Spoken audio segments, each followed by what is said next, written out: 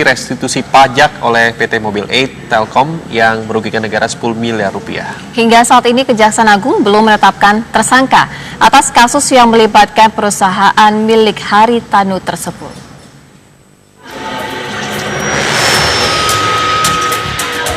Nama Bambang Hari Iswanto Tanusudibyo atau biasa dikenal sebagai Haritanu Sudibyo terseret dalam kasus dugaan korupsi restitusi pajak mobil 8 Telekom pada tahun 2007 hingga 2009. Haritanu yang saat itu sebagai pemegang saham mayoritas dinilai mengetahui kasus itu. Kejaksaan Agung menjadikan Haritanu sebagai saksi dalam kasus yang merugikan negara 10 miliar rupiah tersebut.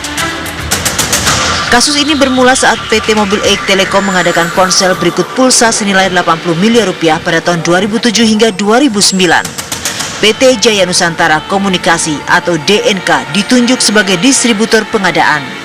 Kejaksaan Agung menyatakan PT DNK tidak mampu membeli barang tersebut. Namun diduga terjadi rekayasa seolah-olah terjadi perdagangan dan muncul invoice. Atas transaksi yang dibuat, PT DNK menerima faktur pajak dari PT Mobil 8 yang kemudian digunakan oleh perusahaan milik HT untuk mengajukan kelebihan pembayaran pajak kepada negara. Restitusi pajak yang diajukan melalui kantor pajak Pratama Surabaya membuat PT Mobil 8 menerima 10 miliar rupiah. Meski perkara dugaan korupsi restitusi pajak sudah naik ke tahap penyidikan, belum ada tersangka yang ditetapkan oleh Kejaksaan Agung. Tim TV One mengabarkan. Nama Bambang Hari Iswanto Tanusudibyo atau biasa dikenal sebagai Haritanu Sudibyo terseret dalam kasus dugaan korupsi restitusi pajak mobil 8 Telekom pada tahun 2007 hingga 2000.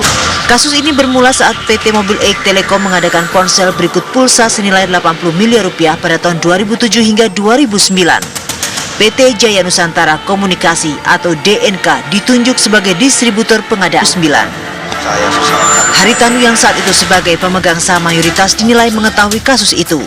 Kejaksaan Agung menjadikan Haritanu sebagai saksi dalam kasus yang merugikan negara 10 miliar rupiah tersebut. Restitusi pajak oleh PT Mobil 8 Telkom yang merugikan negara 10 miliar rupiah. Hingga saat ini Kejaksaan Agung belum menetapkan tersangka atas kasus yang melibatkan perusahaan milik Haritanu tersebut. Kejaksaan Agung menyatakan PT DNK tidak mampu membeli barang tersebut. Namun diduga terjadi rekayasa seolah-olah terjadi perdagangan dan muncul invoice. Atas transaksi yang dibuat